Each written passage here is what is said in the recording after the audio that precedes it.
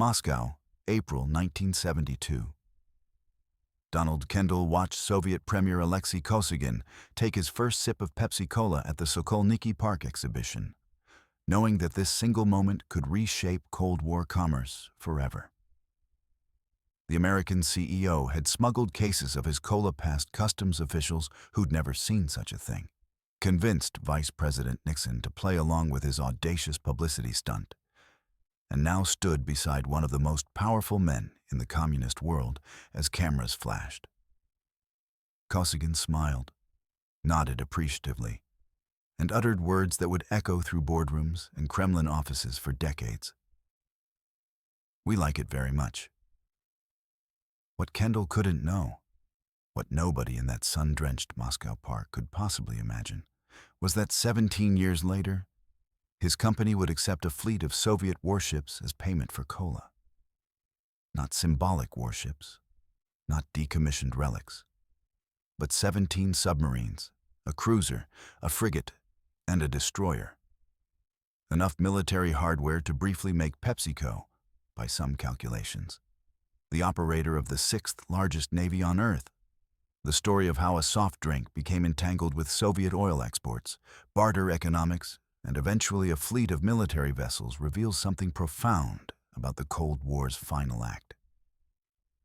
The moment when ideology crashed headlong into capitalism, and capitalism won by adapting to rules nobody had written yet. In 1972, the notion of selling American consumer products in the Soviet Union seemed as fantastical as landing cosmonauts on Mars. The two superpowers had spent decades building separate economic universes. Capitalism versus communism, Coca-Cola versus nothing really, because the Soviets didn't do branded soft drinks. Their citizens drank kvass from street corner tanks and considered it perfectly adequate. But Donald Kendall saw an opportunity where others saw impossibility. "If we can reach 250 million Soviet consumers," he told his board of directors, "we'll have accomplished something nobody thought possible." The Pepsi CEO had cultivated an unlikely friendship with Soviet leaders dating back to 1959, when as a junior executive, he'd convinced Vice President Richard Nixon to get Soviet Premier Nikita Khrushchev to taste Pepsi at the American National Exhibition in Moscow. The photograph of Nixon and Khrushchev sharing a Pepsi became legendary, a tiny diplomatic victory scored with carbonated sugar water. The initial American business perception was straightforward. The Soviet Union represented an enormous untapped market, and whoever cracked it first would gain historic first-mover advantage. As Kendall remarked, "They have money, they have consumers. They just don't have products those consumers want to buy." Soviet leadership had different calculations. By the early 1970s, détente was official policy, but economic realities were becoming uncomfortable.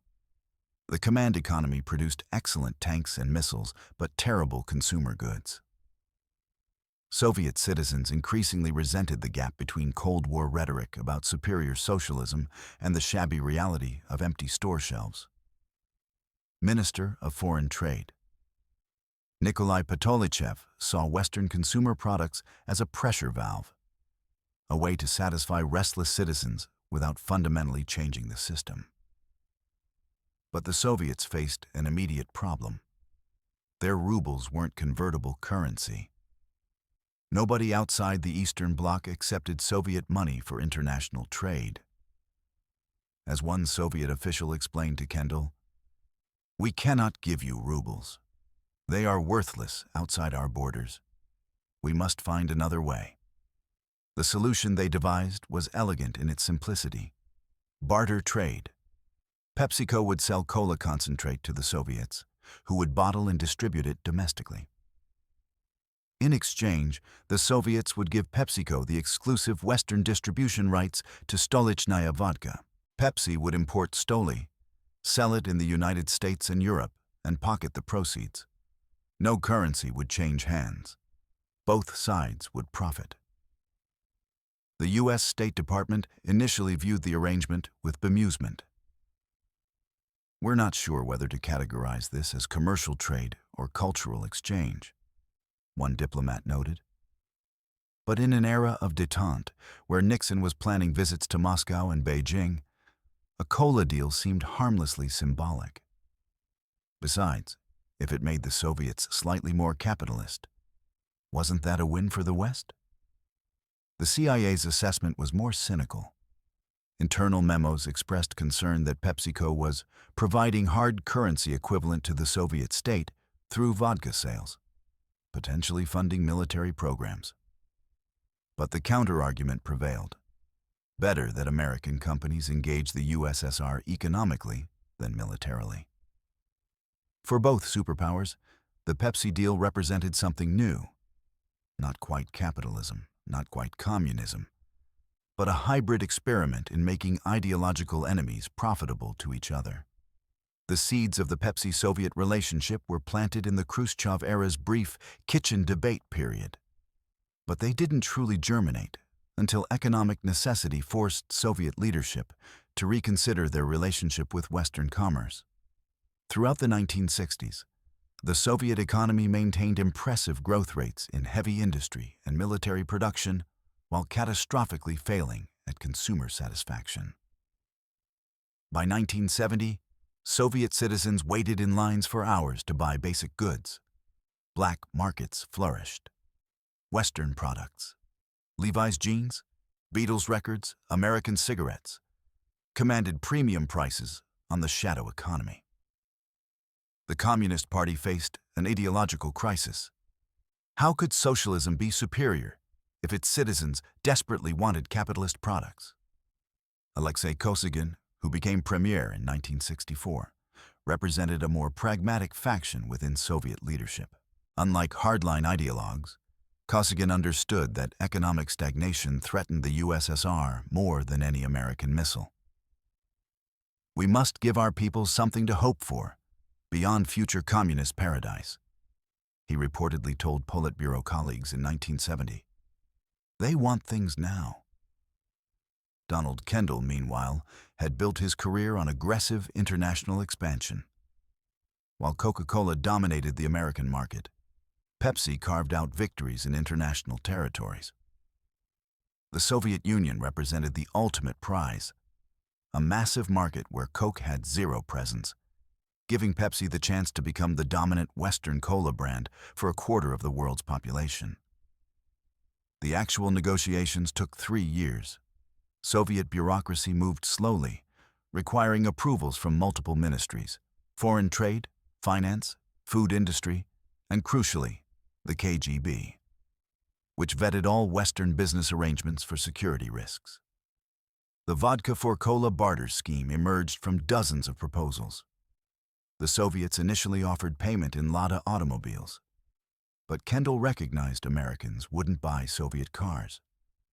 Oil was discussed, but complicated by existing energy agreements. Vodka, however, was perfect. A premium product with established Western demand and Russian cultural cachet.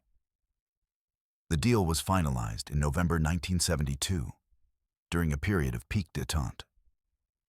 President Nixon, Kendall's former patron, had just completed his historic Moscow summit.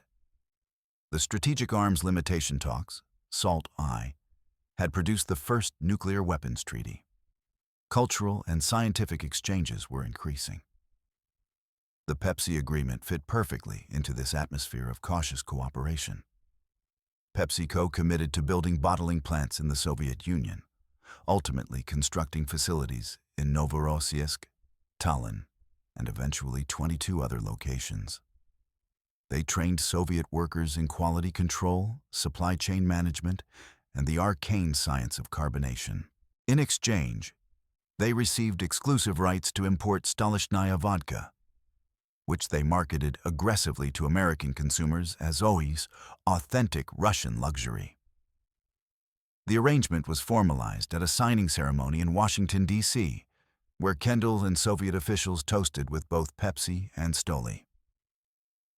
Today, we prove that business can build bridges between different systems, Kendall announced. Soviet Foreign Trade Minister Khrushchev responded, "We show that peaceful competition in commerce is better than hostile competition in arms." What neither side acknowledged publicly was that this arrangement implicitly admitted communist economic failure.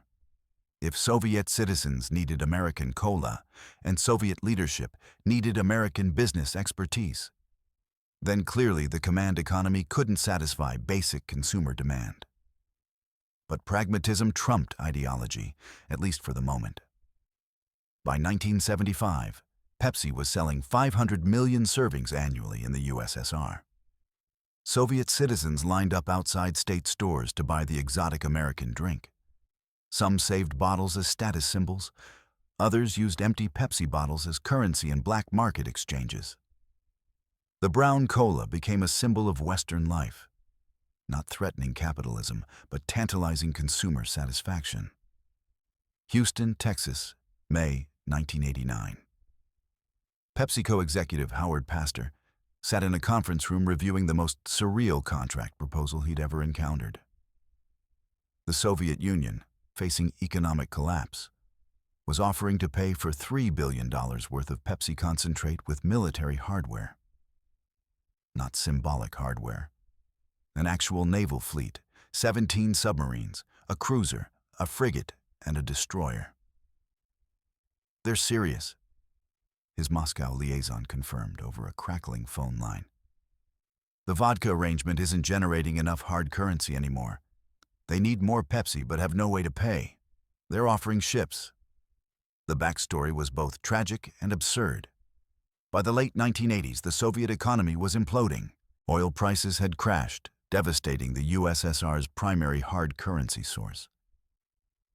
Gorbachev's perestroika reforms had disrupted production without improving efficiency. The Soviet state desperately needed foreign goods, but had nothing of value to trade except natural resources and military equipment. Meanwhile, Pepsi's Soviet operation had become wildly successful. By 1988, the company operated 50 bottling plants across the USSR and sold more than 2 billion servings annually. They were the largest American commercial presence behind the Iron Curtain. But the vodka barter arrangement was breaking down. Stolichnaya sales in the West had plateaued. American consumers had shifted toward other premium spirits. PepsiCo was accumulating vodka credits faster than they could monetize them. The Soviets proposed an audacious solution. Instead of vodka, they would pay in surplus naval vessels scheduled for scrapping under arms reduction treaties. The ships would be decommissioned, of course, stripped of weapons and nuclear reactors, but still represented significant scrap metal value. PepsiCo could sell them to European shipbreakers and convert the proceeds into actual cash. Kendall, now in his late 60s, but still running PepsiCo's international operations, recognized the opportunity immediately. "We're not getting into the naval warfare business," he assured nervous board members. "We're getting into the scrap metal business with very large assets." The deal was structured meticulously. The Soviet Union would transfer ownership of 17 diesel-electric submarines, mostly obsolete Foxtrot-class boats from the 1960s. 1 destroyer, 1 frigate, and 1 guided missile cruiser. Total displacement, approximately 100,000 tons of steel. PepsiCo would immediately resell the vessels to European scrapyards, primarily in Norway and Sweden, for approximately $150 million, enough to cover near-term Pepsi concentrate shipments. When the agreement was announced in May 1989, global media erupted.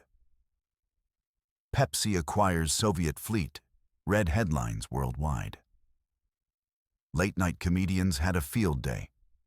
Johnny Carson quipped, "Pepsi now has more submarines than the Canadian Navy. We should consider hiring them for coastal defense." But Kendall understood the historical significance better than the journalists laughing about cola admirals. At a press conference in Moscow, he deadpanned to Brent Scowcroft, President Bush's national security advisor. "We're disarming the Soviet Union faster than you are." He wasn't entirely joking. The ship transfer represented a profound Cold War moment, the literal conversion of military power into consumer goods. Submarines that had once prowled the Atlantic hunting NATO vessels were now being traded for sugar water. The symbolism was almost too perfect. Swords into plowshares, or in this case, submarines into sodas. The actual transfer occurred in stages throughout late 1989 and early 1990. Soviet naval crews sailed the vessels to designated Nordic ports, where they were formally handed over to PepsiCo representatives, who immediately transferred them to shipbreaking companies. The submarines were carefully dismantled, their steel recycled into everything from automobiles to construction materials.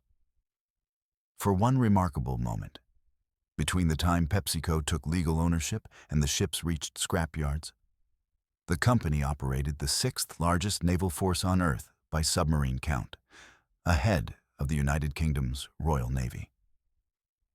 No American corporation had ever commanded such military assets, even obsolete ones. It was Cold War absurdism at its finest.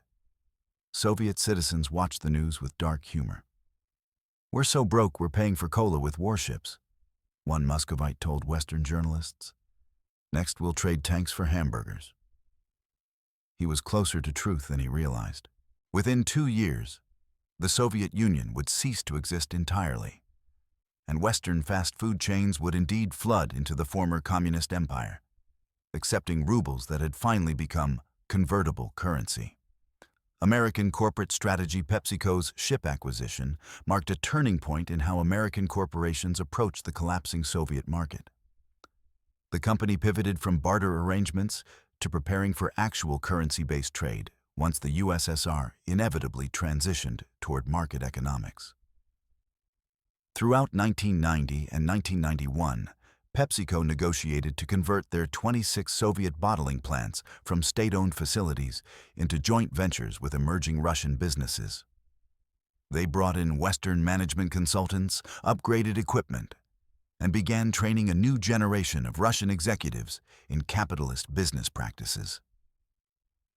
"We're not just selling cola anymore," one PepsiCo manager explained. "We're teaching Russians how to run private companies." The strategy paid off spectacularly. When the Soviet Union formally dissolved in December 1991, PepsiCo was perfectly positioned. They already owned infrastructure, had established distribution networks, and understood the market better than any other Western company. While competitors scrambled to enter the chaotic post-Soviet space, Pepsi simply continued operations under new management structures. By 1993, PepsiCo had expanded to 72 bottling plants across the former USSR and was selling 4 billion servings annually. They'd signed endorsement deals with Russian celebrities, sponsored local sports teams, and even convinced Red Army regiments to serve Pepsi at military functions. The company that once traded vodka for market access now simply bought advertising space with hard currency. Soviet economic desperation. The Ship for Pepsi deal revealed how desperately the Soviet economy had deteriorated by 1989. What appeared to Western observers as a quirky business arrangement was actually a humiliating necessity for Soviet leadership. Internal Kremlin documents from this period, released after the USSR's collapse, show that Soviet officials debated numerous schemes to acquire foreign goods without spending their dwindling hard currency reserves. Proposals included trading oil field equipment, electrical generators, even artwork from state museums. The naval vessels were chosen because arms reduction treaties required their decommissioning anyway. Better to get something valuable than simply scrap them domestically. Soviet economic planners calculated they needed approximately $3 billion annually in Western consumer goods to prevent social unrest. Pepsi represented a significant portion of that requirement. "The population demands Western products," one internal memo noted. "If we cannot provide them, we risk losing legitimacy entirely." By 1990, the Soviet government had abandoned barter arrangements entirely and was desperately seeking International Monetary Fund loans and Western investment. The Pepsi ship deal became a historical footnote, remembered more for its absurdity than its economic impact. Global perception shifts. The image of PepsiCo acquiring a naval fleet crystallized changing global perceptions about the Cold War's trajectory. If the mighty Soviet Union was reduced to paying for soft drinks with submarines, clearly the ideological competition was over.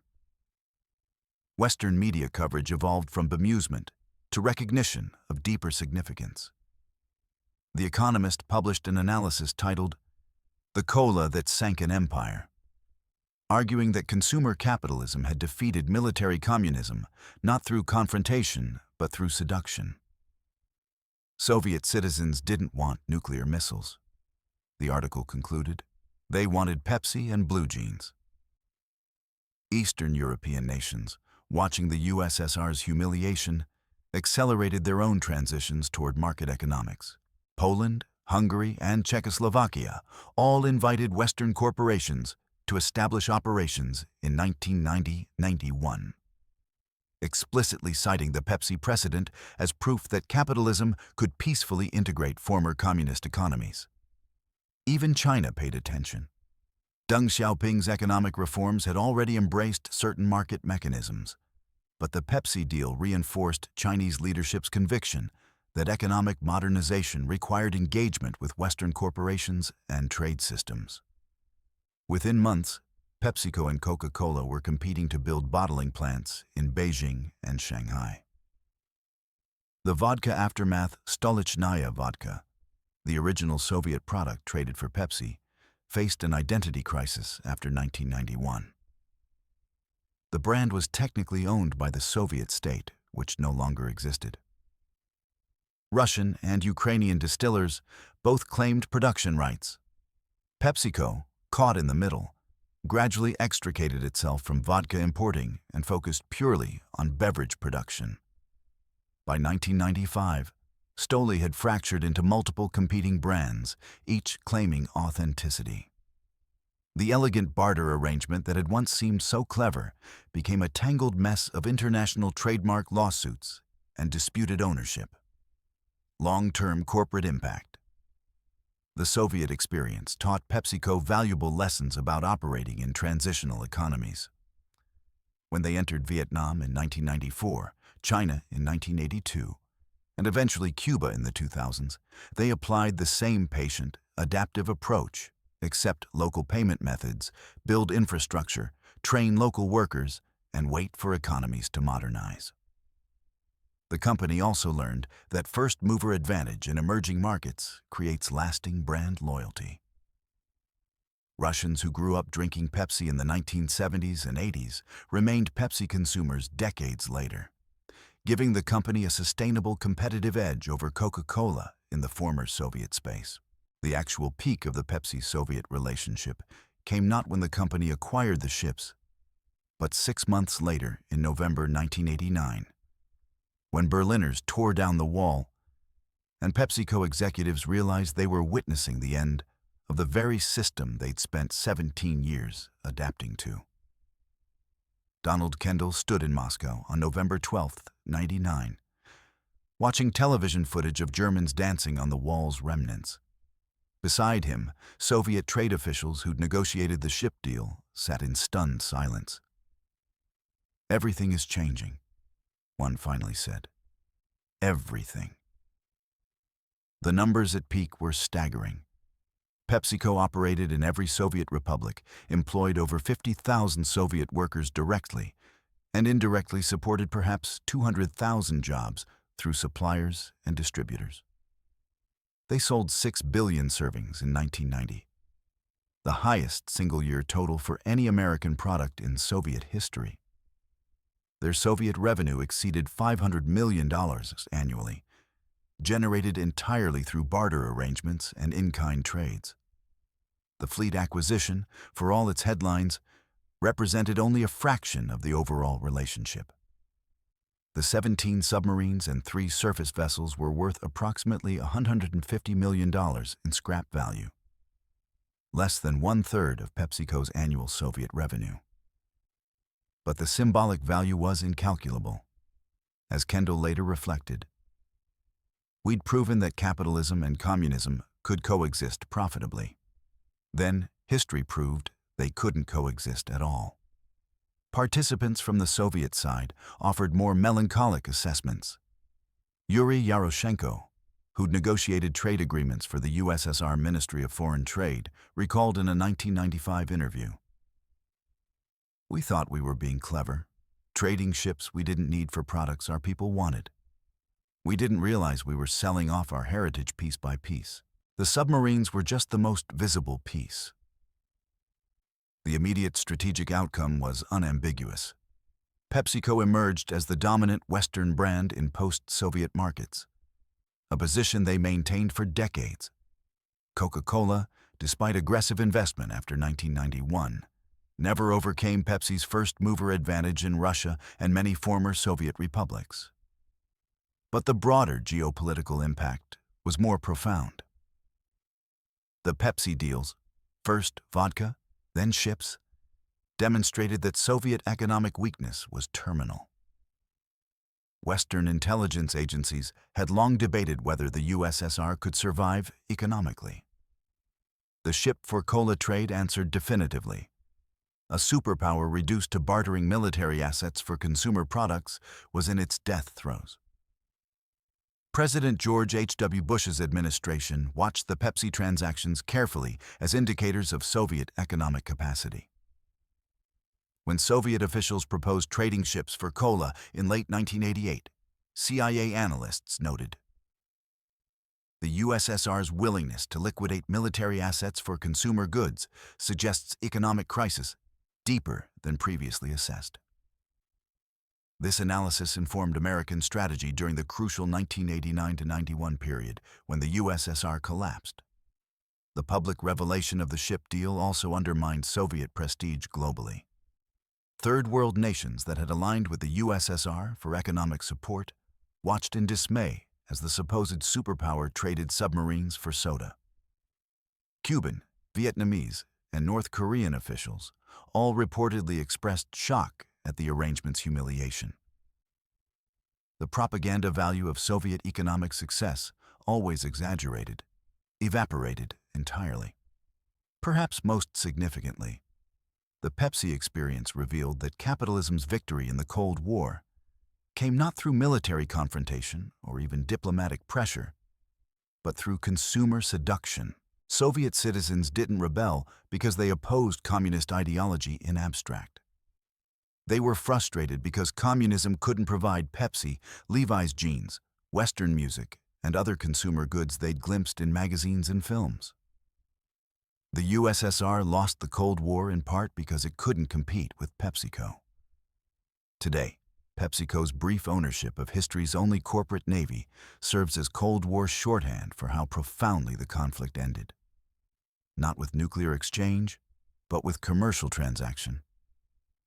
Not with military conquest, but with market integration. The story's lasting influence extends beyond corporate history into understanding how the Cold War concluded. The Pepsi deals demonstrated that economic systems matter more than military arsenals in long-term superpower competition. The USSR could match American nuclear weapons, conventional forces, and space capabilities, but couldn't produce consumer goods their citizens wanted. That failure proved fatal. For contemporary geopolitics, the Pepsi-Soviet relationship offers lessons about economic interdependence as both strategy and vulnerability. American policymakers who designed economic engagement with China in the 1990s explicitly referenced the Pepsi precedent, arguing that commercial integration would gradually transform authoritarian systems. That assumption now faces serious challenges. But the basic logic, that economic ties constrain military conflict, remains influential in Washington and Beijing. The episode also revealed capitalism's extraordinary adaptability. When faced with non-convertible currency, PepsiCo simply invented barter arrangements. When offered warships as payment, they converted military assets into commercial value. This flexibility, the ability to profit under almost any circumstances, arguably represents capitalism's greatest Cold War advantage over rigid command economics. Post-Soviet revelations from archives have added ironic footnotes to the story. KGB documents released in the 2000s showed that Soviet intelligence spent considerable resources monitoring PepsiCo's operations, convinced the company was a CIA front. They never found evidence of espionage for the simple reason that none existed. PepsiCo was genuinely just trying to sell cola, and sometimes that's exactly what it appears to be. Russians who lived through the era remember Pepsi with complex nostalgia. For Soviet citizens, that first taste of American cola represented glimpsing a wider world of consumer abundance. For post-Soviet Russians facing economic chaos in the 1990s, Pepsi's continued presence offered continuity and normalcy. The brand became intertwined with late Soviet identity in ways Coca-Cola, arriving later, never matched. The submarines themselves, scrapped in Norwegian and Swedish yards, became everything from automobiles to building materials. Molecules of Soviet military steel are now scattered across Europe in mundane civilian objects, a fitting metaphor for how the Cold War's hardware was literally recycled into peaceful purposes. Donald Kendall passed away in 2020 at age 99. His obituaries invariably mentioned the ship deal, the ultimate triumph of his career-long bet on Soviet commerce. In his final interviews, Kendall reflected, "People remember the submarines because it's such a crazy story. But the real story was simpler.